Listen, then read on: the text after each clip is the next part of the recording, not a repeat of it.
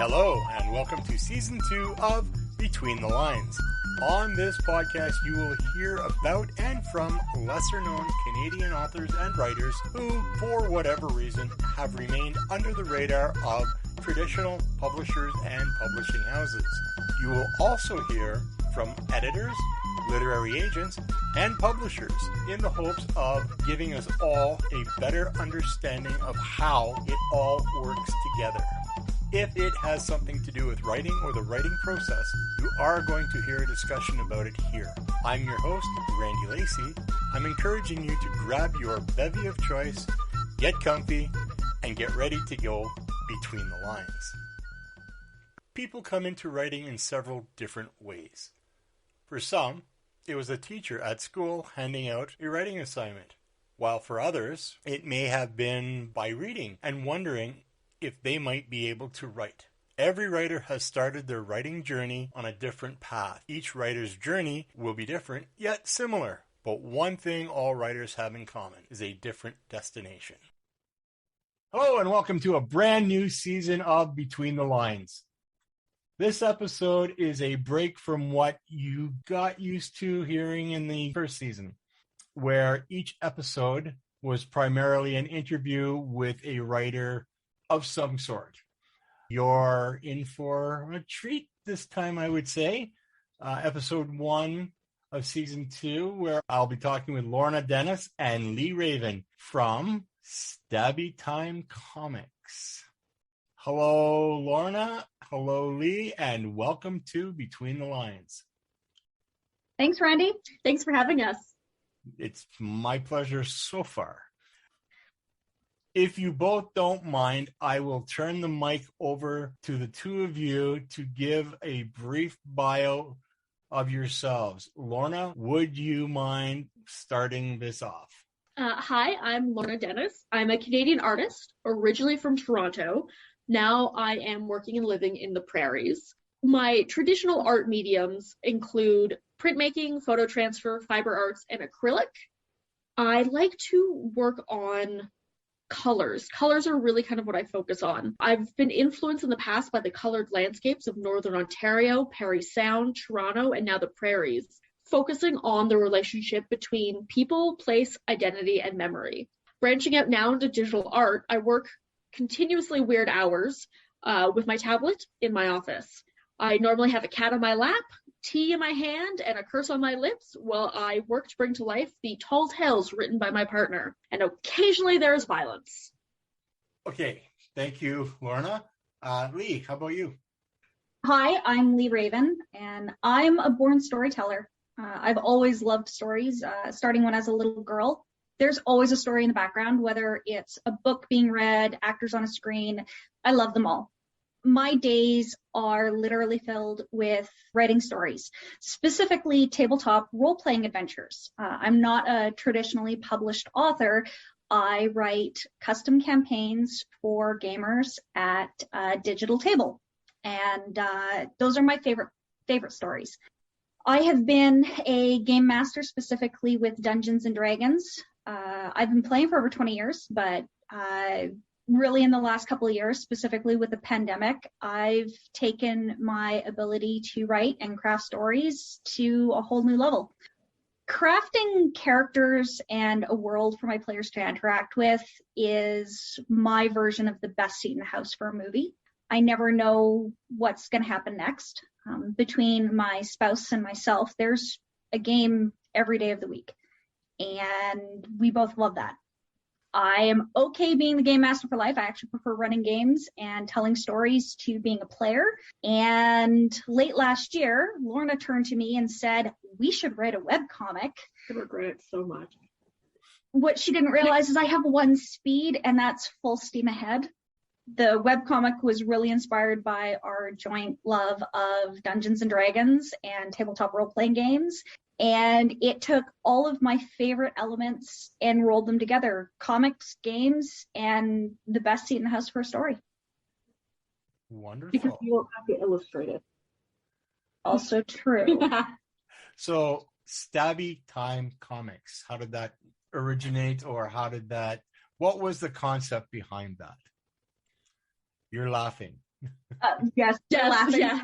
So Lee, I'll start. yeah. How I met my partner is he stabbed me in the face repeatedly with a sword. I was a Pez dispenser with a braid.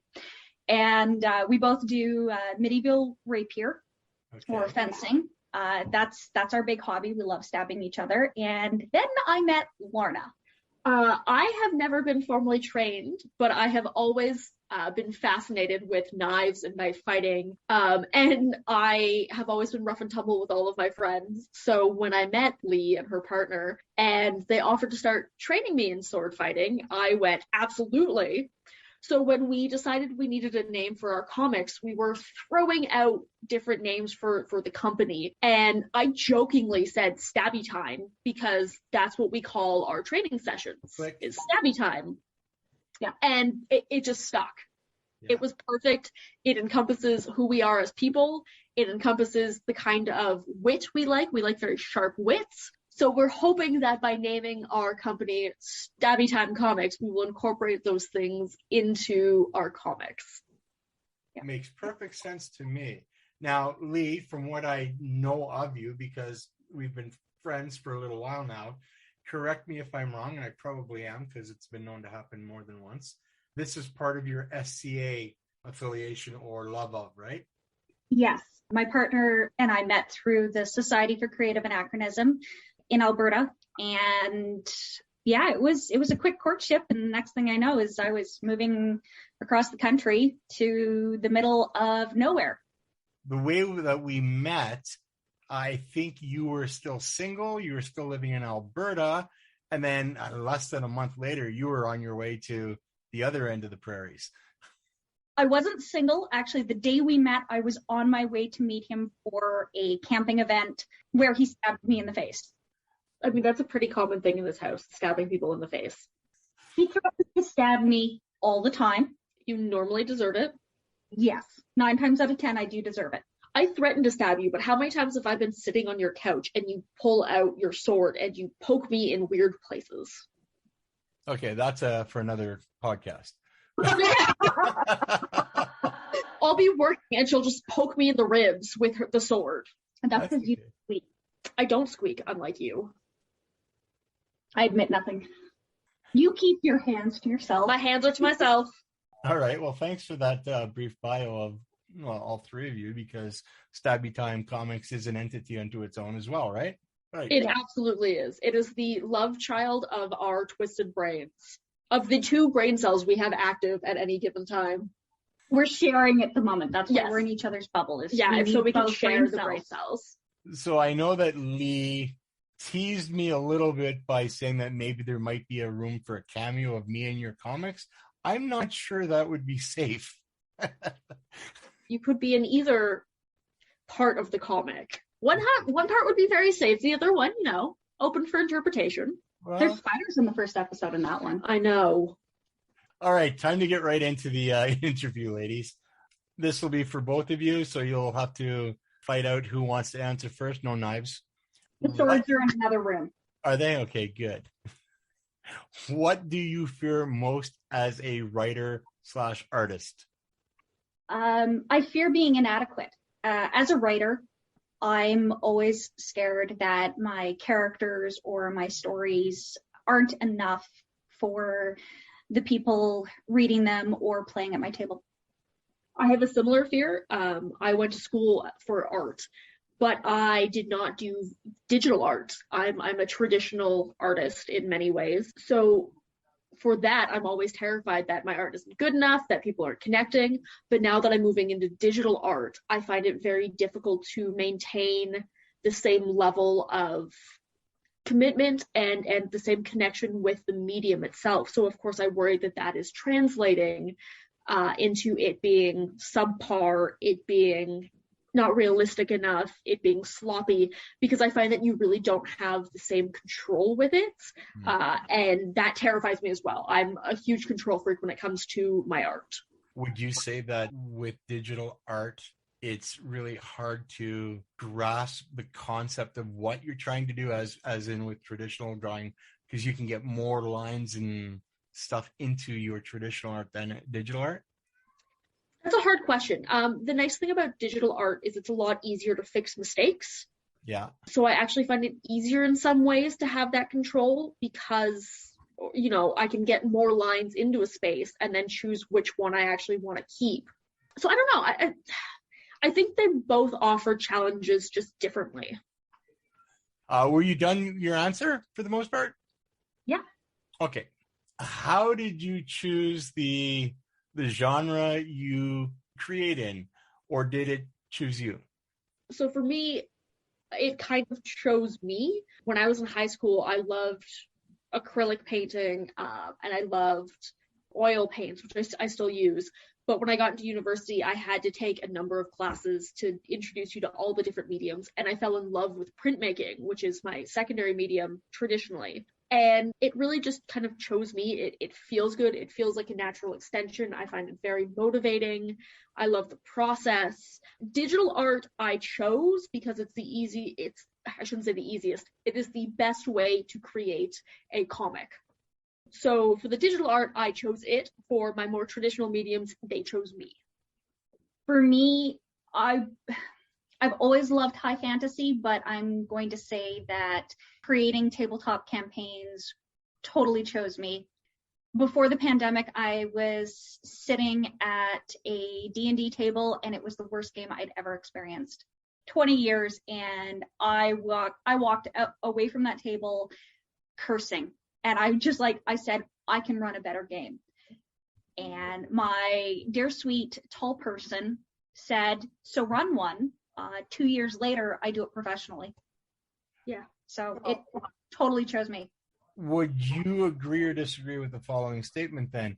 You could have the worst campaign ever written, but the GM or DM, however you want to call them, if they know how to do it well, it can still be good. Oh, true. 100% true. Yes. Yeah. You can take that and translate that to writing a novel or a poem or whatever. You can take the crappiest idea ever for whatever you're doing, but it's all in the voice that it's being, it's to the master who's telling it. Yeah, absolutely. Yeah.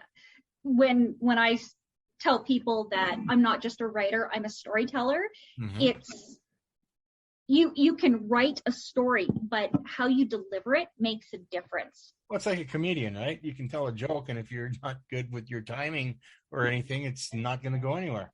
Exactly. Like, I remember in high school, I was in an advanced placement literature class, and everybody in the class had to memorize and perform Hamlet's famous suicide speech. All right. Everybody did it differently. Everybody delivered a different version of that story from their perspective. So it's interesting. In high school, I had to rewrite that soliloquy into a different vernacular. So I chose 1970s. Okay.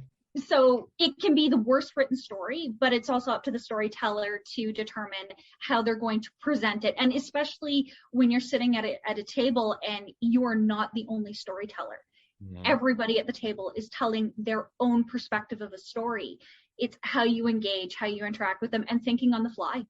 Yeah, absolutely. And even if you look at the literary world, I mean, J.K. Rowling is the first example that comes to mind. She's not necessarily a great writer. She's really not. But her story is, I don't want to say amazing because I have a lot of issues with it, but it's captivating. It draws you in. It's the characters in the world. Exactly. So even though, like, if you actually look at the writing as a literary sample, it's very juvenile. Mm-hmm. Not just in this. Can we pick a different author? She's just the one that I have so quickly. Shauna McGuire. See, you haven't read her, and I don't find her to be particularly juvenile. No. Nor do I find she's actually a good, like, her writing is actually good as well as being an incredible storyteller. Yeah. I chose J.K. Rowling because she's not actually a great writer. Yeah. And then, like, I'm a little picky. I don't really read the Harry Potter books. Harry who? Exactly. Yeah. Sorry, shameless plugging of somebody that I don't like. Anyways, moving on. I really enjoyed her stories. It's not until I became an adult and more politically and socially aware that I found the problems with it. But it is there's a reason it's sold so much. It's because the story is captivating, but the writing itself isn't particularly good. That's what Paul Person said. He loves reading fanfic in that universe. Oh yeah, some of the Harry Potter fanfic is incredible. Some of it is incredibly weird.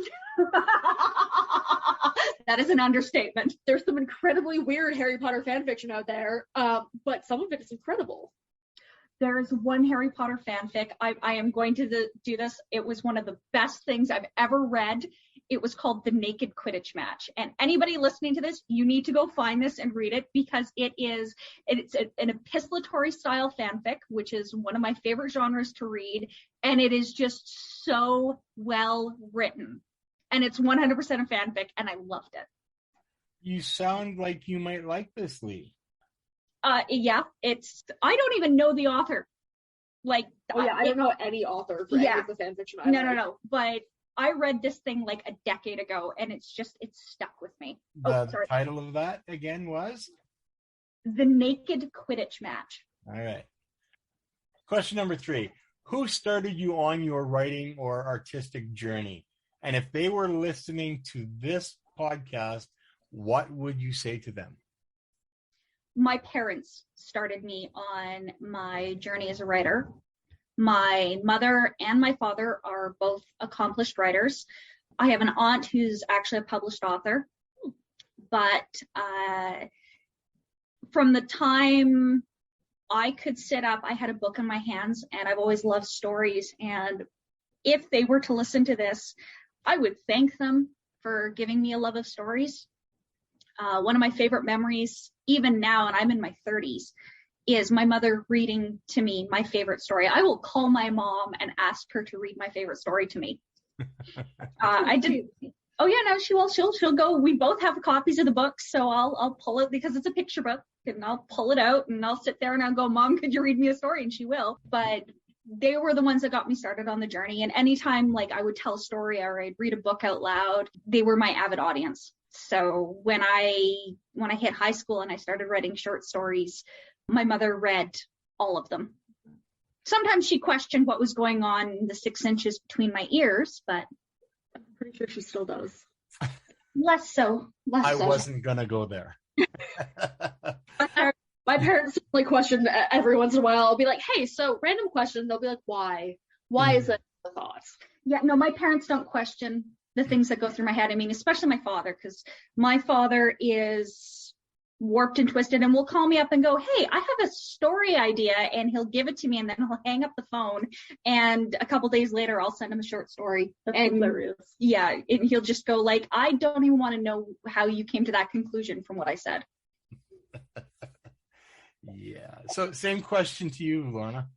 I don't actually know who got me started on my artistic journey. My dad really got me into the nerd aspect of everything. My dad's a giant nerd. He's been playing D&D since he was in high school, and I started playing when I was 9. But my artistic journey, God, my parents are all creators of something. You know, my stepdad's a gearhead. My dad works with his hands when he's not like actually working.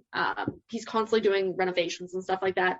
My mom cooks. My stepmom's a painter, though she didn't come into my life until a little bit later after I'd already fallen in love with art. I know who influenced me. I had a teacher in high school, Mr. Wilson, who was probably the best educator I've ever had, both as a human being and as an artist and as a student. And he was really great about pushing my boundaries artistically. Have to throw that in there because he was a male teacher. Artistically pushing my boundaries and encouraging me and giving me ideas. And he's the one who really supported me when I decided I want to go to art school. And he told me, absolutely, you can do it. And if he's listening, I just want to say thank you. Yeah. Great answer. So, Lorna, who's your favorite artist? That's like asking me who my favorite child is. Really depends. I love Klimt. If we're going kind of more classic, it's somebody kind of more contemporary. I love Christy Belcourt, who's a Métis artist. Okay. I love Kent Monkman, who's an Indigenous artist. Who else? I like Jackson Pollock's work, but he was a giant man-child, so like I hesitate to talk about him. Lee Krasner, I love. She was Pollock's wife and an accomplished artist on her own. Leonardo da Vinci. I don't know. There are so many. It depends kind of what I'm in the mood for. And then, of course, if we're talking about like, it's hard to talk about like comics and not mention, oh my God, and I'm blanking on his name. Oh, this is going Stan really Lee? well. Stan Lee wasn't an artist, he was the writer. I know. But no, I'm just thinking about, he was a pop artist who worked around the same time as Warhol, but he did pop art with comics. He redid comics. And I loved him redoing the stuff. Like, I loved watching him redo them because he really got into stenciling and stuff. And then, of course, like some of my professors in university, Sam Shasahabi is an amazing artist whose work is incredibly political, and I love it. I'll kind of find appreciation of just about anybody's style or content. So we will ask you the same question. Who's your favorite author? Besides Tolkien? Yeah, well. Yeah, I'm a huge J.R. Tolkien fan. See, that's a hard one because it really depends on what I'm in the mood for. Right? It's like picking a favorite child. Yeah, I quite enjoy Abigail Reynolds, Art Spiegelman. I really like him. Stan Lee, of course. Mm-hmm. Frank Miller. Yeah, I like Frank Miller too. There's one of my favorite authors, and she's a webcomic author, so she's the author and the artist, is Leanne Krusik. Her online name is Mongi, but she writes my favorite webcomic, Jane Austen. Okay. I'm going to have to say my favorite author besides Tolkien is Jane Austen. Every once in a while, I'll just read through her collected works. Charlotte Bronte. She understood that the biggest issue is, people showing up unannounced. Oh wait, you're an extrovert. You'd be fine with that. Yeah, I'm an extrovert. I'd be fine with that. And if you had been more of an extrovert and less of an introvert, we would have met months before we did. Yeah, I'm not just going to go into somebody's house randomly. This is actually a really good story. This is a story worth telling. So, yeah, favorite authors, Tolkien, Austen. Yeah, those are the big ones. Mongi, my favorite webcomic author. So, I'm an extrovert. I am the extrovert that makes all other extroverts look like introverts. And Lorna is an introvert. Now, I'm a social introvert. That's an oxymoron. Not necessarily, because a true introvert is simply somebody who recharges with time alone. And I like being around people, but my social battery is much shorter than some people. And when it runs out, I want to go home. Leave me alone. Yeah.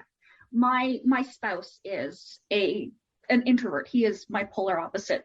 Where we live, he's tall. Are you making fun of my height again? Yes. Thank you. You're welcome. Where we live, I live right on a main street, and I have in my front window a pentagram. And every time Lorna would drive past my house with her husband, she would go, "Oh, I think a witch lives there." Well, yes, a witch lives here. And her husband would encourage her to go knock on the door and introduce herself. That started in February last year. Yeah. In August, we met when I walked into the library. She didn't meet me until August because she didn't knock on my door. Because a lot of people think it's creepy for a random person to knock on their door and be like, "Hi, you have a pentagram in your window. Let's be friends." And now that you know me, I didn't know that ahead of time. Well, now you know. I like people. I like making friends. Now I just have a key to your house. This is also true. But it's all about timing, right? So maybe February wasn't the time for you to meet. That's probably true. Yeah. The nightmares still live next door. Oh, God. Yeah. See? Smarter than I look. Next question. What is the hardest thing you have ever tried to create? For myself, as a writer, the hardest thing I've ever tried to create is the webcomic that we are creating and publishing. I had to learn an all new style of writing, of communicating my writing. It was definitely out of my comfort zone and took a lot of research. But it may have been the hardest thing for me to create, but it's also been the most rewarding. Okay. For me, it's tied. My undergraduate thesis, which was a visual thesis because I was a fine arts major, and the webcomic. For different reasons. The thesis project was a very personal project. It was dealing with what it is like to live with a mental health issue. I was diagnosed with an anxiety disorder after the first year of university, and it radically changed how I saw the world.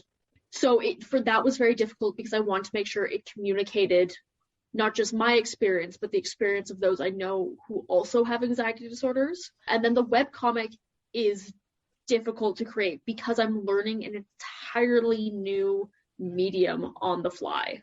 I've never worked in Procreate before. I've never drawn on a tablet before. So the whole process, I'm learning new things all the time. I learned something new last night and I was like, oh, that would have made the last 10 panels so much easier. We'll get into, I have some questions with regards to the webcomic itself. So, a pantser, plotter, or plantster, which do you primarily adhere to in your creating? So that depends. If I'm doing a one-off piece, especially because I do a lot of abstraction in my piece, I'm a total pantser. I create the first layers completely based on what I'm feeling, how it's going, what I'm listening to, what colors I'm feeling, and then from there I create the rest of the piece. But if I'm doing something like the webcomic or something like my thesis project, I plan it out because it needs to have a cohesion to it that one-off pieces don't. And if I don't plan it, I can't guarantee that there's going to be cohesion. That being said, I'm probably more of a planster for those things because you also have to have a degree of flexibility and adaptability so that you're not tossing away a good idea because it doesn't fit into what your original plot was. True enough, but your characters, I'm sure, would even in writing or whether it's a webcomic or just a regular comic, though, your characters will dictate their own movements and whatnot. Is that not fair to say? You know what? I'm going to pass that over to Lee because I have very little to do with the actual writing of this particular thing. I am the artist primarily, not completely, but the writing is mostly Lee's territory. Yeah. All right, so Lee? I am a plotter through and through. So I've written out the entire outline for the first season of the webcomic. I've written the first 20 episodes. Yeah. All right. I've only seen the first 4. I'm getting dirty looks from Lorna at the moment. I haven't given her all 20 episodes because I don't want to overwhelm her. But I've also written the rough outlines for 3 more seasons after the first, as well as every single character that will be used in all the seasons. Yeah, all 42 of them. Yes. So I'm very much a plotter. I look at the big picture, everything's fully outlined, but there's also room for change. So when I sit down and I write each scene, each character, I go into it with a rough idea and then I pants it. Fair enough. What is going on around you when you create? Is there music or animals or some kind of background stimulation? I have Spotify playlists. Every single project I work on has its own unique playlist. I will spend several hours putting together a music playlist, and then that's all I listen to when I work on it. It just gets me in the mindset. There is a lot of folk music on every single one of those playlists. Okay. For me, I always have something on in the background. My cat is normally in the studio with me because I've taken over one of the rooms in our house as my studio. It was supposed to be the office. It's now my office/studio. So he has a bed in there and he hangs out. If I'm doing something that requires a lot of focus, so I'm really trying to map something out or do the first pass at something, I normally just have music. But if I'm just kind of plodding away, I quite often have either a podcast on, or I listen to a lot of commentaries for movies and TV shows. I've watched the entirety of the Leverage TV show with commentary 3 or 4 times. I actually know the commentary well enough that I can quote it while Lee is watching it, like without the commentary. And I also bought specifically the extended versions of The Lord of the Rings on DVD or on Blu-ray because they have 4 commentaries each. Okay. So that's quite a lot of material to listen to for hours and hours while I work. What has been the most rewarding part of the journey to become the writer, artist you want to be so far? So I have 2 answers for this. I have the very flip, whenever I finish something and I never have to look at it again. Because as an artist, by the time I finish a piece, I've been staring at it for anywhere between 20 to 200 hours. And by that point, I just want to set it on fire. So that's always very rewarding when I get to stop looking at it. But overall, it's the continuation of the journey and continuing to grow as an artist and finding those new materials, those new processes, those new ideas that inspire me to keep creating. Lee? The most rewarding part of this journey being a writer is actually the webcomic. From the time I was 17, I wanted to write a webcomic, and I turned 37 in 2 days. So 20 years later, I'm sitting with the person who's helped me realize my dream. I'm just trying to calculate in my mind. Were there web comics 20 years ago? Yes, there were. The first webcomic I ever read was Sluggy Freelance. Okay. I was 17 years old, and it had been going for a few years, and I binged my way through it in about 3 days. They had the internet 20 years ago? Shut up. I'd like to point out I'm also 9 years older than Lorna. Okay. And so I get to make fun of her being old all the time. and short, because short. you're taller than me. Yeah, by a couple inches. Yeah. But, for what she is an age above you, would compensate for her height. You would think. Wow, this is my life. People picking on me. Either I'm old or I'm short. My feeling is screaming and crying. First and foremost, how often do you pick on me? Okay, that's fair. Second of all, 42 characters. Third of all, you also hit me with swords. Okay, fine. And really, when have I ever picked on you, Lee? You can't see the dirty look I'm giving you right now, Randy. All right, so now more specifically, let's move on to stuff regarding the webcomic. Why a webcomic, and whose idea was it? Okay, so the webcomic idea was mine, or the idea of doing one was mine. Lee had gotten me into a number of webcomics, and knowing she's a writer and I'm an artist, I turned to her in beginning of November. November 5th. And I said, hey, we should do a webcomic. And I think part of the reason we chose to do the webcomic is because it's so accessible. Okay. And it's a medium that really doesn't get enough love as both an artist and as a writer. Yeah. Well, and in today's society with technology and everything, digital media, publishing novels, stories, literary arts online is becoming a lot easier.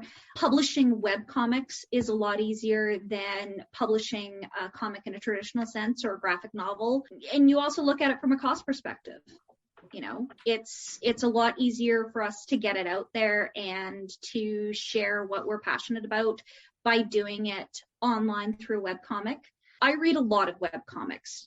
Okay. And prior to Lorna turning to me and saying, hey, we should do a webcomic, I have 4 different webcomic apps, plus I read a whole bunch of websites that have webcomics, looking for group, and Least I Could Do is a great example. One of my favorite author-artist duos out there.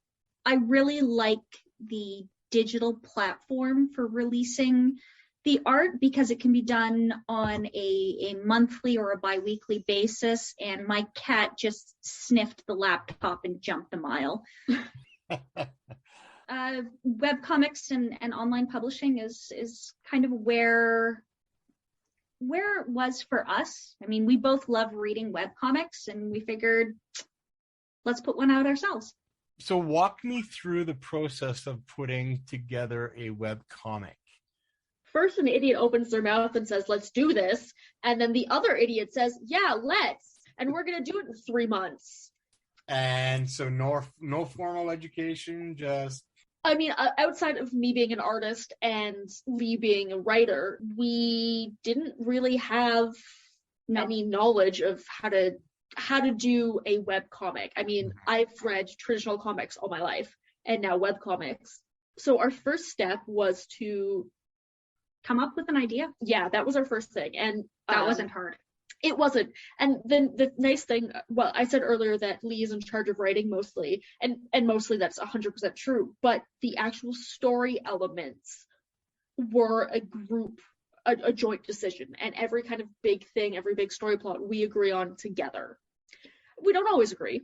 No. There have been certain things that we have had very different opinions on, but the overall arc of where everything is going is always agreed upon. Okay. It's the details Lee does. Lee takes yes, this person is going to fall in love. Her end goal is to buy a tree and give it its own life. I don't know. She takes that and turns it into an actual full story. All right. Yeah. So you might have actually answered why you get poked a lot with her sword. Yes. I mean, yeah. Draw faster. I will kill you. I will kill you. No, Yeah. At one point, she was like, "Hey, so we have 51 unique characters," and I was like, "Excuse me?" So the idea behind, any comic, I would imagine, is to say more using less. Yes. And allowing the art to bring the words to a bigger picture. I would say so. I mean, the words are there for the dialogue. Everything else is visual. Yeah. Right. So one of the things that I had to learn when we started on this was actually how to do script writing and give up environmental control to the artist. Okay. If there was something very specific I wanted portrayed in a panel, I'd communicate it. But for the most part, it's here's 15 panels. This is the general action. Go. Like, you do what you need to do. I give Lorna all artistic license for that. But the things like the characters and how they look and how they act, we agreed on together. Yeah. Okay. Like, at the beginning, we sat down and we're like, okay, who are the main characters? What are they like? What are their personalities? And we created them as a unit. So in the comic, there's one main protagonist, but there's really 6 characters this revolves around because it's inspired by Dungeons and Dragons. It's called Dice and Desire, and the 6 people that sit at that gaming table that it's about, each one, it has an element of each of us in it. So we wanted to bring ourselves to life within the comic. The main protagonist is a young school teacher, somebody who's starting out in the professional world, like both of us. At one point, we're young professionals. I'm still a young professional. Let's be real. I haven't worked in my field yet. Yeah, I'm almost middle-aged. I'm middle-aged. Yes. There's a character that is Indigenous. I'm an Indigenous woman. There's somebody who loves games and cats. Yes, there's somebody who loves games and cats. There is somebody who is in the Canadian military. And while we are not service members, we are spouses. So, military life is something that we live and deal with every day. Yeah. Mm-hmm. And it's not only inspired with us, but it's also the people we know and love. I mean, it's the players we've played with for years. It's our family. It's the main theme of the comic is really those relationships. You have been listening to part 1 of my 2-part interview with Lorna Dennis and Lee Raven from Stabby Time Comics. Be sure to catch the second part of this interview on the next episode, which will air in 2 weeks. In future episodes, I will not only be speaking with writers and authors, but with editors, literary agents, and publishers. If you like what you heard, click the subscribe button to be notified of new episodes and content. Be sure to visit me at www.therandylacey.ca. Thanks for your time and ears. Tune in, be inspired, and write on.